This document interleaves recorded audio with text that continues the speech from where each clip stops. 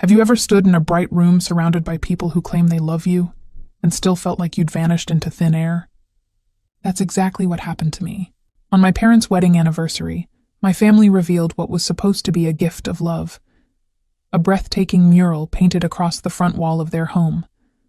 It shimmered under the light, filled with elegant branches and gold leaves, each one carrying a family name. 115 names to be exact. 115 pieces of family history carefully written for everyone to admire. I looked for mine. I started at the bottom of the tree, slowly following each twisting branch with my eyes. Every name jumped out like jewels in sunlight. My parents, my brother Jake, my sister Sarah, my cousins and their kids. Even the dogs and cats had made the cut, but my name? Nowhere. I read every leaf again, certain I'd overlooked it. I hadn't. There were only so many ways to search for something before the truth began to sting its way in. When I asked why, my mother said it so simply, you'd think it was a small clerical error. We figured you wouldn't want to be included anyway. My dad added a laugh to seal it, his voice warm, amused, careless. Yeah, you'd probably just call it sentimental nonsense. A casual dismissal, neat as a paper cut. And just like that, I was erased. But let's not get ahead of ourselves. My name is Megan. I'm 29, and I've spent most of my life trying to decode my own family, as if loving them were an exam I could finally pass with enough study. From the very beginning, I always felt like I was watching life from behind a thick sheet of glass. Everyone else laughed together, their voices blending like melody and rhythm I could never quite match. Conversations flowed around me while I stood there, the silent observer, present, but somehow apart.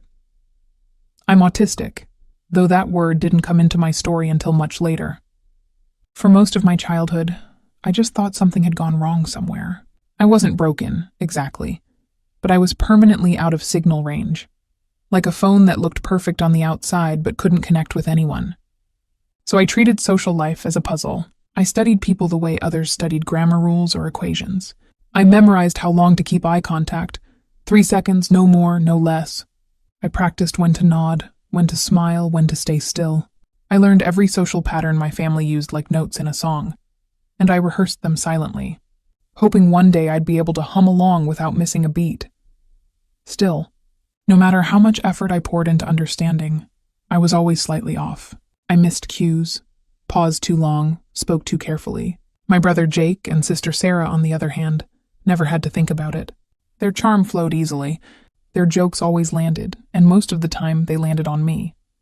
The way I talked too formally, how I went quiet when I got overwhelmed, the way I corrected tiny factual mistakes during dinner conversations. Everyone laughed, even my parents. Mom would shake her head fondly and say, "Oh, that's just Megan being Megan," while Dad chuckled, adding something about my robot voice. I learned to smile along. If I laughed too, maybe I'd sound human enough to belong. So I worked to be useful instead. Useful people get kept around, right? When bills were late or the property taxes came due, I helped quietly. When cousins needed money for emergencies, I sent it over before they asked. I contributed extra for every group gift, every family fund. No one noticed, but that was fine.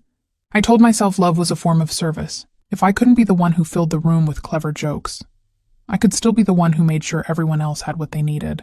In my mind, that counted as belonging. Then came their 30th anniversary celebration. The same house I grew up in, the one that had always smelled like polished wood and faint disappointment, was glowing with life that night. Every room overflowed with laughter, warmth, and the unmistakable hum of people who knew they were wanted. I arrived in a new dress, having practiced small talk in the car mirror, ready to slip into my usual background role. Quiet, polite, unproblematic. Inside, relatives crowded every corner, balancing glasses of wine and plates of food, their voices echoing off the walls. It was noisy, but in that joyful way that only families create. I could feel my pulse racing as I tried to choose the right place to stand, the right moment to smile. Then, my sister Sarah grabbed Mom's hand, her voice bright with excitement. "Okay, everyone, it's time for the big reveal." A hush fell as people squeezed into the hallway. Someone pulled away a large white sheet, and the whole crowd gasped. The mural glowed under the lights, A monstrous tree stretching floor to ceiling, gold branches curling like rivers, shining leaves bearing names in perfect calligraphy. People pointed, delighted, finding themselves among the leaves. Grandma Betty, Baby Connor, even Max the golden retriever. It was a map of belonging.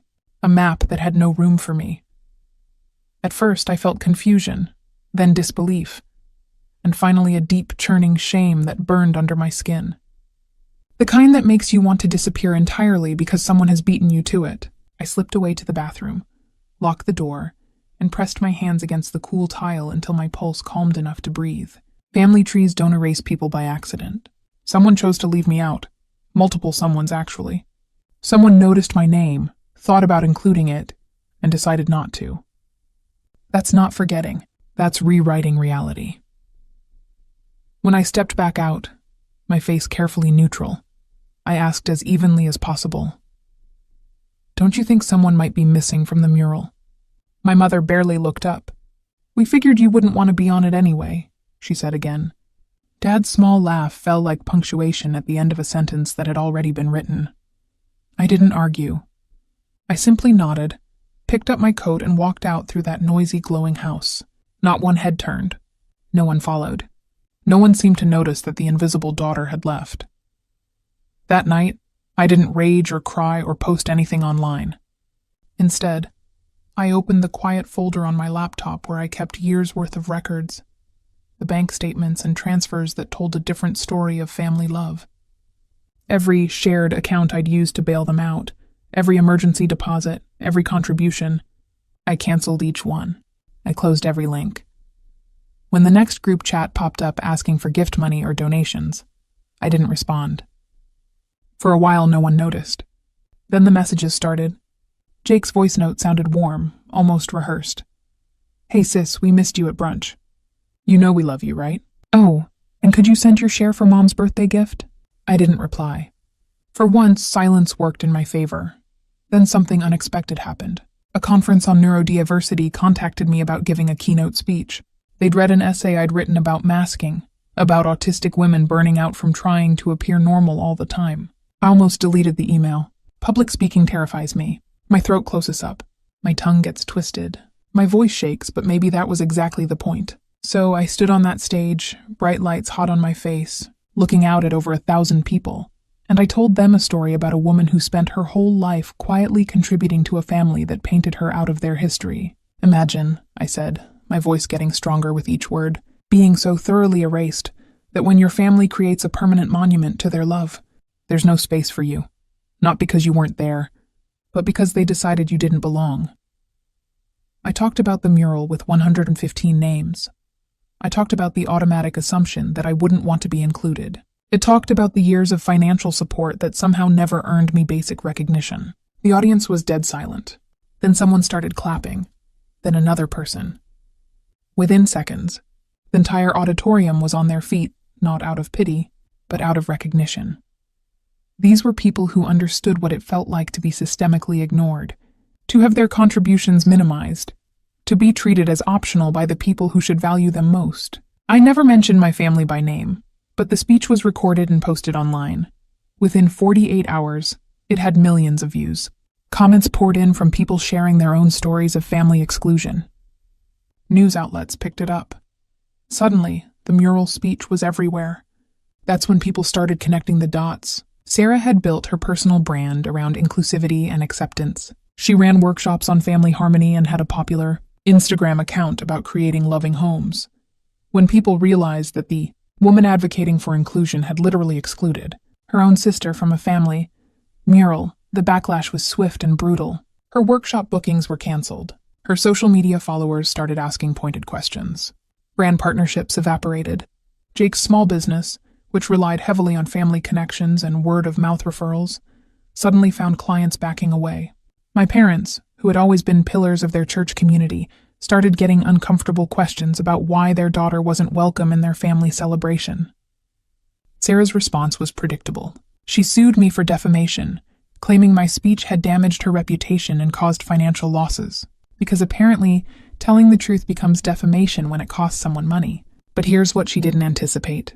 The lawsuit only made the story bigger. News outlets love a good David versus Goliath story, especially when Goliath is suing David for having the audacity to talk about being excluded. The legal documents had to be specific about what exactly I'd said that was supposedly false. They couldn't identify a single untrue statement. I had been excluded from the mural. I had financially supported the family for years. They had assumed I wouldn't want to be included without ever asking me. The lawsuit was quietly dropped 6 months later, but by then the damage was done. My speech had spawned a whole movement of people sharing their stories of family exclusion. Mural moment became shorthand for those times when families reveal exactly how little they value certain members. As for me, I kept that image in my mind. Not the blank space where my name should have been, but the moment when 1,000 people rose to their feet because they finally heard someone name what they'd experienced too. I had been erased quietly, but I reclaimed myself loudly without ever raising my voice. Sometimes, the cruelest exclusions happen in plain sight, disguised as family traditions or harmless oversights. But when someone shows you who you really are to them, believe them the first time. And remember, the only way to answer eraser is to exist so fully, so undeniably that no one can paint you out again. If this story hit close to home, smash that like button and subscribe for more stories about people who refuse to accept being invisible. Drop a comment and tell me, what's the most hurtful way family has excluded you? And remember, your worth isn't determined by whether others choose to see it. Sometimes the most powerful thing you can do is simply refuse to disappear. Until next time, keep making yourself heard.